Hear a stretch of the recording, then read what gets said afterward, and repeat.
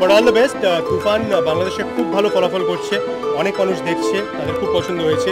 মিমি আমার খুব পছন্দের একজন অভিনেত্রী, খুব পছন্দের বন্ধু। I am really keeping my fingers crossed. Thank you. এবার কলকাতা কাঁপাতে ব্যস্ত তুফান টিম।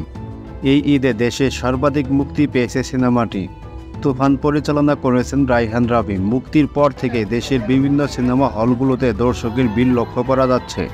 গেল সপ্তাহে বাংলাদেশের পর সিনেমাটি একযোগে 15টি দেশে প্রদর্শিত হচ্ছে। এরই মধ্যে ভারতে মুক্তি পাচ্ছে সিনেমাটি। কলকাতা সহ বেশ কিছু শহরে ঝোলানো হচ্ছে বিলবোর্ড। এর আগে 28 জুন আমেরিকা, কানাডা, অস্ট্রেলিয়া, যুক্তরাষ্ট্র, France, Belgium, Sweden, Germany, Netherland, Spain, Portugal, Abu Dhabi, Bahrain, Qatar, ওমানে শতাধিক থিয়েটারে মুক্তি পেয়েছে তুফান। সেখানে শোভা পাচ্ছে তুফানের পোস্টার।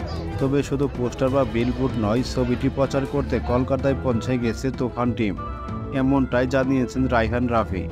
তিনি বলেন, এরই মধ্যে আমাদের টিম পৌঁছে গেছে, সেখানে আমরা ছবিটি প্রচারণা চালাবো। আমাদের টিমে থাকবে শাকিব খান সহ সংশ্লিষ্ট সবাই। ইতিমধ্যেই কলকাতার ঝড় শুরু হয়ে গেছে তুফানে। অ্যাকশন টাচের এই সিনেমায় শাকিবের সাথে অভিনয় করেছেন ঢাকার মাসুমা রহমান নাবিলা ও কলকাতার মিমু চক্রবর্তী। 90 দশকের একজন গ্যাংস্টারের ভূমিকায় দেখা যাবে শাকিব খানকে। এতে আরও অভিনয় করেছেন চঞ্চল চৌধুরী, মিশা সওদাগর সহ অনেকেই।